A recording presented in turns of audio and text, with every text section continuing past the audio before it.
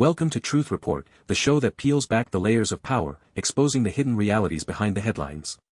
I'm Alex Truth, and tonight, we dive into two starkly different electoral narratives from across the globe, examining what they truly signify for human rights and the future of democratic governance.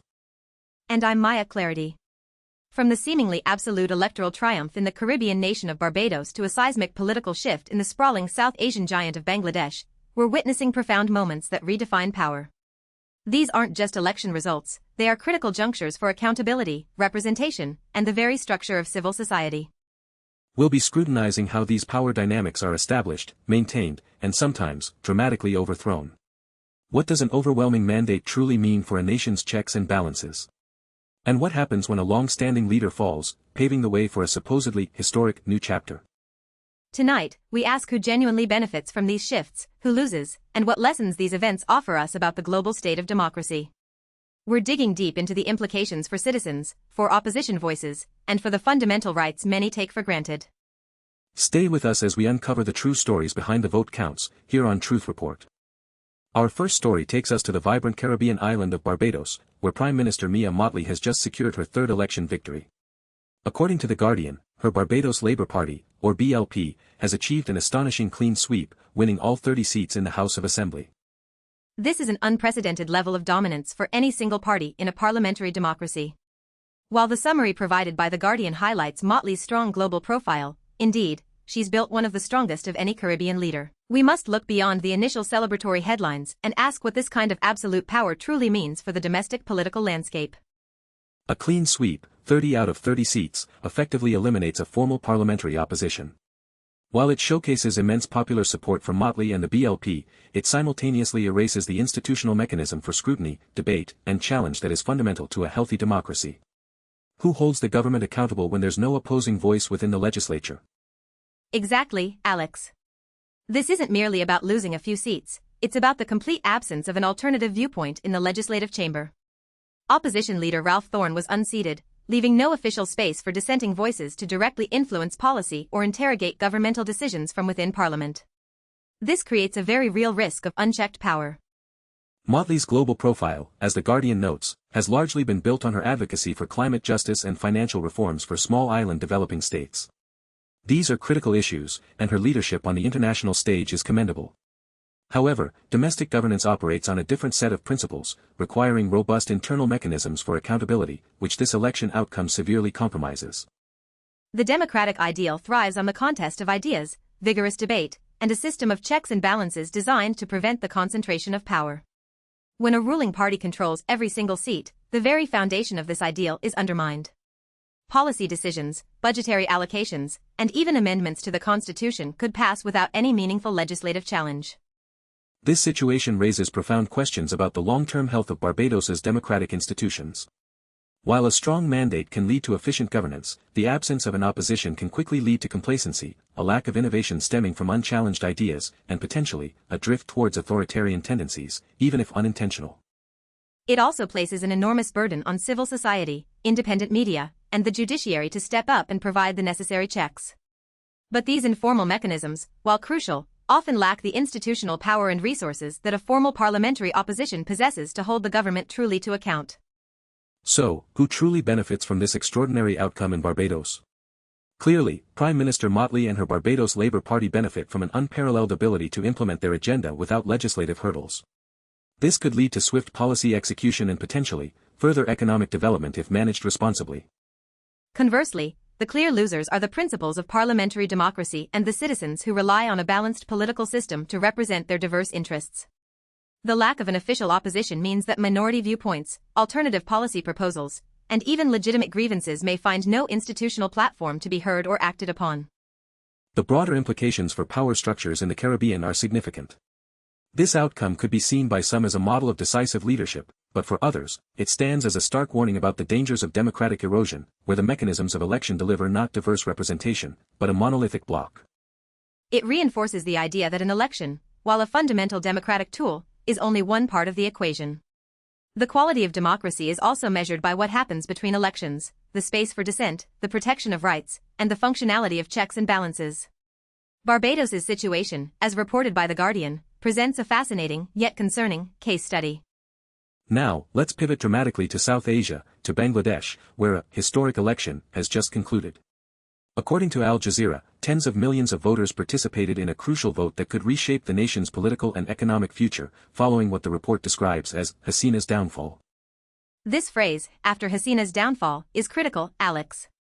It signifies more than just a change in leadership, it implies a significant political upheaval. Sheikh Hasina, who had led Bangladesh's Awami League government for many years, had faced widespread allegations of authoritarianism, a brutal crackdown on dissent, and elections that were largely seen as rigged or boycotted by major opposition parties. Indeed, Al Jazeera's reports highlight the immense scale of this electoral exercise, with nearly 127 million eligible voters electing their next prime minister and parliament for a 5-year term. This is a massive logistical undertaking, and the sheer turnout, according to Al Jazeera's gallery, suggests a profound desire among the populace for change and participation after a contentious period. The context here is vital.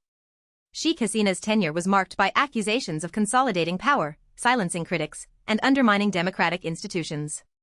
Her government was frequently criticized by international human rights organizations for extrajudicial killings, enforced disappearances, and the suppression of free speech. The downfall therefore represents a profound moment of potential democratic renewal, or at least a powerful reaction to a perceived authoritarian slide. This election, then, isn't just a routine vote, it's presented as a defining moment for Bangladesh, a chance to course-correct after years of political turbulence and human rights concerns. The high participation, as noted by Al Jazeera, speaks volumes about the yearning for a truly representative government and a departure from past controversies. The question remains, however, whether this historic election truly delivers on the promise of a more open and equitable political system. Was the playing field level? Were all parties given a fair chance to contest? Without genuine reforms to the electoral process and an end to political intimidation, even a high turnout can mask deeper structural issues that prevent true democratic expression. The stakes, as Al Jazeera rightly points out, are incredibly high for Bangladesh's political and economic future. A stable, legitimate government emerging from a free and fair election could unlock significant development potential and restore international confidence. Conversely, if this election is perceived as another flawed exercise, it could plunge the nation back into instability. The contrast with Barbados is striking. While Barbados saw a consolidation of power through an election, Bangladesh is attempting to reclaim democratic legitimacy through an election after a period where it was widely believed to be eroded. This is a testament to the resilience of popular movements in demanding change when state institutions fail to protect rights. So, who benefits from this dramatic shift in Bangladesh? Primarily, the Bangladeshi people, who, according to Al Jazeera, turned out in immense numbers, hoping for a government that truly represents their interests and respects their fundamental rights.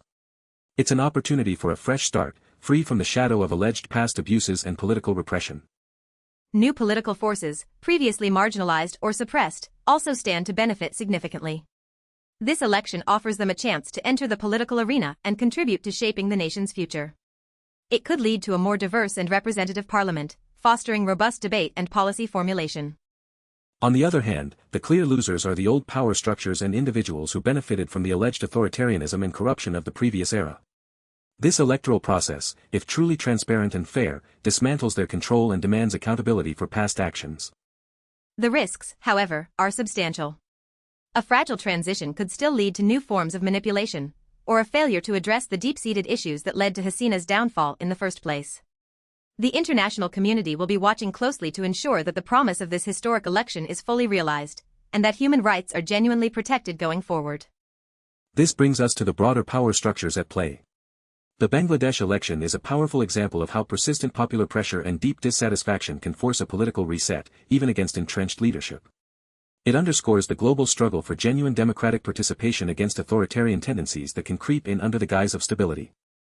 It's a crucial test case for how a nation recovers its democratic footing after a period of significant challenge. The sheer number of eligible voters, 127 million, highlights the immense weight of expectation and the colossal task of building truly inclusive and accountable governance from the ground up. What we've explored tonight are two contrasting, yet equally profound, moments in global democracy. In Barbados, we see the consolidation of power through an overwhelming electoral victory, a phenomenon that, while reflecting popular will, poses significant questions about checks and balances. And in Bangladesh, we witness a nation striving for democratic renewal through an election, following a period defined by a contentious leadership. It's a journey from alleged repression towards the hope of genuine representation, a powerful testament to the people's desire for change. These stories, taken together, expose the complex and often contradictory nature of democratic processes. An election can be a powerful tool for legitimacy, but its outcome, whether a clean sweep or a hard-fought transition, determines the subsequent landscape for rights, accountability, and political freedom. The common thread running through both is the fundamental struggle for balanced governance. In Barbados, the challenge is preventing an overwhelming mandate from becoming an unchecked authority. In Bangladesh, it's about ensuring a historic election truly ushers in an era of genuine democratic participation and respect for human rights, not merely a new facade. We must, as investigative journalists, look beyond the simple vote count. The legitimacy of an election is not solely in the numbers, but in the environment in which it was held, the space allowed for dissent, the protection of minority voices, and the institutional safeguards against the abuse of power, regardless of who is in charge.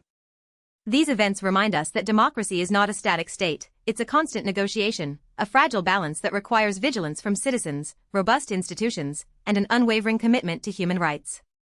The implications for individuals in Barbados, living under a single-party government, and in Bangladesh, hoping for a truly free future, are immense.